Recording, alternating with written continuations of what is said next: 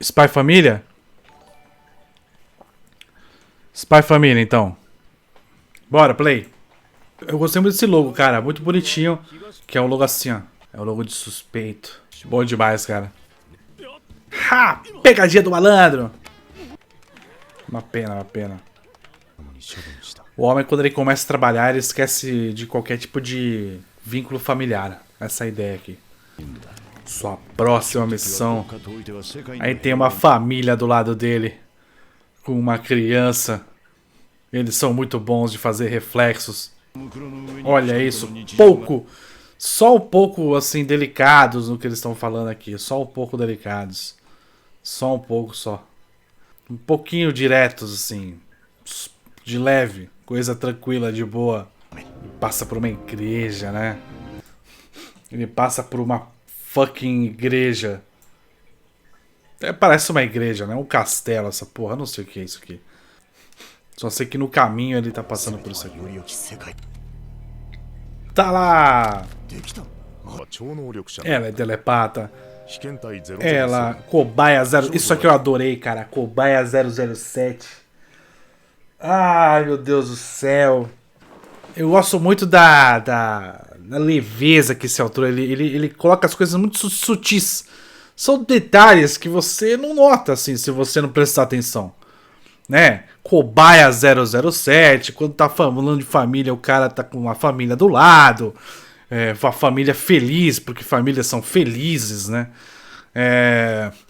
E aí ele vai no orfanato e aí a garota é telepata, porque o que é uma filha de um espião precisa ser? Uma telepata, né? Pra saber o que o pai pensa. E digo mais, o que o filho ou uma filha de um pai que não se expressa, não expressa os sentimentos numa sociedade extremamente restritiva, que eu não vou dizer que é japonesa, mas eu poderia dizer, o que será que uma filha precisa ter para se dar bem com o pai? Será que é ler o pensamento dele? Tá aí uma hipótese. O chat não notou 007, que por exemplo é uma coisa completamente que as pessoas não notam. Ela foi criada sem querer numa organização. A organização tava lá, aí a organização viu uma criança, caralho, eu vou ter que criar essa criança. Foi sem querer. Pistolinha com o silenciador de boa, coisa tranquila. Segura a mão da criança, porra. Muito bom, cara. Ih, agora ela vai ficar toda preocupada. Sou boi peixe chá. Muito bom. Carrega a criança, porra. Manuais pra entender, isso é muito bom, cara. Olha isso. Não dá pra interrogar uma criança. Não dá pra você chegar nela, botar ela numa cadeira, uma luz forte na cara dela e começar a perguntar coisas pra ela poder te falar. Porra, isso é muito difícil, né? Você tem que entender. Ah, não. Entender é foda, cara. Agora ele vai naná. Ou não. Eu não lembro dessa parte. Não, ele ainda não dormiu, porque ele ainda está atento. Eu me escondi junto com a Anya. Ela é um mistério. Ela é James Bond. Olha a identificação aí. Caloteiro. Tédio. Vou brincar com uma coisa de boa ali, bombinhas e equipamento de espionagem internacional. Coisa braba. Ela tinha tudo pra mandar, ela mandou a pior possível. A Tox, eu vou te explicar como que ela conseguiu mandar uma mensagem. Ela é uma criança curiosa que fica apertando botões. Em algum momento ela vai conseguir. Porque crianças, elas conseguem fazer coisas inimagináveis. A criança quando ela tá com tédio, ela consegue subir, por exemplo, pela parede e ficar em cima do armário. A criança quando tá com tédio, ela consegue sair de casa e voltar de casa sem os pais perceberem. A criança, quando ela tá com tédio, ela consegue pular de bungee jump. E os pais não perceberam. Isso é uma criança com tédio. A criança com tédio faz muitas coisas. Ela consegue fazer, por exemplo, um algoritmo que descobre suas senhas. Uma criança com tédio é muito perigosa. A coisa mais perigosa do mundo. Bomba atômica? Não. Vladimir Putin? Não. O coreano lá do norte? Não. O Biden? Não. Quem? Uma criança. contente. Ainda mais se ela for telepata e for protagonista de anime. Caralho, Steins Gate. Brincar o caralho, vai estudar a criança. Ele viu a marca no chão. Vocês entenderam? Ó, se você não pega esses detalhes, ó, marca no chão. Entendeu? Foi isso que ele olhou, tá? Errou! Onde está a criança? Toma ele. Toma ele. Fica esperto aí. Pra dar aquele perigo a mais na situação, né? Os vilões são... De que país? Nguyen. Nguyen é um nome tradicional. Muito comum em qual país, não? Não. Falando do mundo real. Mundo real. Tailândia? É Tailândia, né? Tailândia? Não lembro. Vietnã,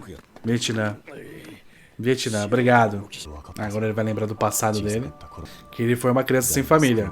Ele se identificou com ela porque ela também era uma criança sem família. Agora foi de guerra, assim. O cara sabe fazer chantagem emocional. Vamos mudar mesmo, vamos mudar. Sim, é Vit Studio com mais um estúdio. É, Cloverworks. As crianças todas fodidas, não sabendo porra nenhuma. Minha mãe mandou escolher. Isso aqui é muito bom, cara. Essa cena aqui é maravilhosa. Olha a criancinha lá.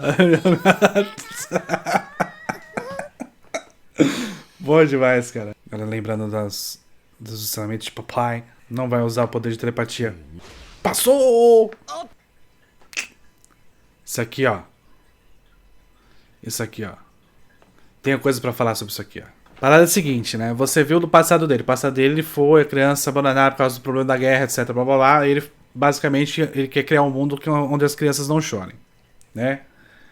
E ele tá tendo contato com família. E uma coisa que ele não conseguia fazer era relaxar. Por quê? Porque ele é uma pessoa que é um espião. Ele não pode relaxar em nenhum momento. Tanto é que no começo do episódio ele tá falando, mesmo com a criança do lado, se alguém me atacar aqui eu tô fudido. Então ele não tem um momento de relaxamento, né? Como é que ele tá conseguindo relaxar agora? Por que ele tá conseguindo relaxar? É só por causa do sobretrabalho? Não. É porque ele não vê um perigo nessa criança. Muito pelo contrário, ele consegue ficar confortável ao lado dela. E por que ele consegue ficar confortável ao lado dela? Porque, bom, além de ser uma criança telepata, que ajuda muito nessa questão de empatia, né? É uma criança que tá trazendo um certo conforto para ele. E é por isso que ele consegue relaxar. Então tem toda uma situação para chegar nesse momento. A relação com a criança criou situações de conforto, coisa que ele não teve no passado dele como criança. E agora no papel de pai, ele consegue ter um conforto que ele não tinha lá atrás, inclusive. Sacou? Esse que é o ponto aqui. Eu vou pular ainda que eu sei que tem mais coisa. Mamãe não existe. Ó, se ele tivesse de uma maneira 100% spy, 100% espião, cara, tocou a campainha, ele já tá em cena pronta pra ativar o negócio, entendeu? Ele já tá assim, 100% ativo. Tocou a campainha, ele já deveria estar preocupado. E na presença dela ele não tá, entendeu? Então ela vai lá, pega a carta pra ele. Ou seja, o corpo dele tá dando sinais de que ele não precisa se preocupar com esse momento. Se ele tivesse sozinho e alguém tocasse a campainha, ele poderia se preocupar. E ele provavelmente não estaria dormindo do jeito que ele está agora. Entende? Então é esse relaxamento que vem com a confiança da criança e a confiança de que tá tudo bem, que ele tá no momento confortável, que faz ele conseguir não ficar 100% em modo espião o tempo todo. Ó, tá vendo? Ele mesmo se policia com relação a isso. Pai e mãe. Deve ser família tradicional brasileira. Não tem mamãe. Não é mamãe.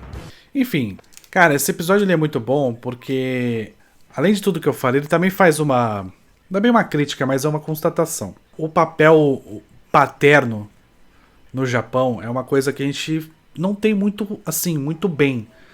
E você vê como sintoma desse papel paterno não ter uma visão muito positiva, digamos assim, você vê os animes. Os animes, os protagonistas não têm pai, são órfãos, o pai é ausente, o pai foi viajar, o pai foi numa aventura, o pai não tá presente. Esse que é o ponto, tá? E qual que é o principal personagem aqui, além da Ana, é claro? é o pai que não é o pai de sangue, é o pai adotivo, certo? Então já é uma quebra de paradigma dos, digamos, papéis tradicionais. Então ele é um pai adotivo, ele é um pai que, num primeiro momento, não queria ter esse tipo de relacionamento, ele tem que se envolver com a criança, e aí a partir do momento que ele se envolve, ele começa a gostar da função de pai. Porque no passado, ele não teve ninguém exercendo essa função, e a partir do momento que ele entra nesse contato com essa função, ele começa a gostar dessa função. Porque junta com o fato de que ele não quer fazer para essa criança o que fizeram com ele. Mesmo que não tenha sido por querer, enfim, mas a questão é da ausência de família. Então ele não quer que essa criança seja largada. Ele, no primeiro momento, ele esconde esse sentimento falando: eu não quero, eu quero para protegê-la, eu quero que ela se afaste, porque eu sou um espião, né? Então no primeiro momento ele faz isso. Porém, com a empatia da Anya, que é muito grande porque ela é telepata, então ela sabe o que você está sentindo o tempo inteiro, e essa barreira é quebrada. E aí quando essa barreira é quebrada, ele começa a ter momentos de relaxamento, momentos onde ele pode descansar, onde ele pode ter na família uma coisa positiva para ele. O trabalho dele toma o tempo dele todo, 24 horas por dia. Qual o momento que ele tem para relaxar? É com a família. Sendo que esse assunto não é muito presente nos outros animes. Nos outros animes, a família é quase como uma necessidade, um estorvo. É quase como uma coisa de, sei lá, obrigatória. Você precisa ter uma família e você precisa cuidar da sua família. Mas não existe uma relação positiva com o fato de se ter uma família. É muito difícil você ver isso abordado. É mais com relação a status, enfim. Você dificilmente vê o lado positivo da família. E aqui ele está quebrando esses paradigmas. É um pai adotivo de uma criança que foi abandonada várias vezes. Ela tem a habilidade de ler o pensamento dele, sendo que ele esconde muita coisa, ele tem que mentir muita coisa para não aparentar para a família dele coisas que ele não quer que sejam aparentadas, porque ele tem uma missão muito maior, e essa missão exige que ele tenha o status de família, só que agora ele está gostando do status de família porque é uma coisa que ele está encontrando um momento de relaxamento. Esse que é o ponto, entendeu? E aí a partir do momento que ele vai se envolvendo com essas pessoas, ele vai encontrando na família uma fuga do trabalho dele. Então o trabalho dele é 100% mentira o dia inteiro. O momento onde ele vai poder ter algum tipo de relacionamento verdadeiro é com essa criança. Sacou? A sorte dele é a Anya ser telepata, aí a família não é um problema, porque na profissão dele seria um problema uma família normal. Não seria um problema. Ele precisaria de uma criança que entenda ele, não necessariamente telepata, né? Mas uma criança que não vai se incomodar com as mentiras e com as incoerências dele, porque entende o porquê que ele tá fazendo isso. E a Anya é uma filha muito adequada para ele nesse caso, e facilita muito. Então meio que o primeiro episódio já define algumas coisas, né? A família precisa de um filho que tenha empatia, o pai ele tem que fazer o que for necessário para o sucesso da família, ele tem que estar presente nos estudos da criança. Quantas vezes vocês já viram em anime pai presente no estudo do filho ou da filha? Quantas vezes vocês já viram isso? O pai indo lá, você precisa estudar, eu estarei aqui contigo, eu vou te ensinar, eu estarei presente. Não tem, cara. Então, vão percebendo essas sacadas do autor, porque no primeiro episódio já deu pra ver isso. No primeiro episódio ele já estabeleceu essas paradas. Da presença do pai, mesmo que esteja ausente por causa do trabalho. E é quando ele deixa a filha sozinha pra se cuidar, pra focar no trabalho, é que começou a dar problema. Porque crianças sozinhas fazem merda. Não importa se ela é telepata ou não. Você não deixa crianças sozinhas. Então essa outra coisa que apareceu no episódio. Enfim, várias questões de família que ele vai criticando e ao mesmo tempo puxando pra falar coisas positivas.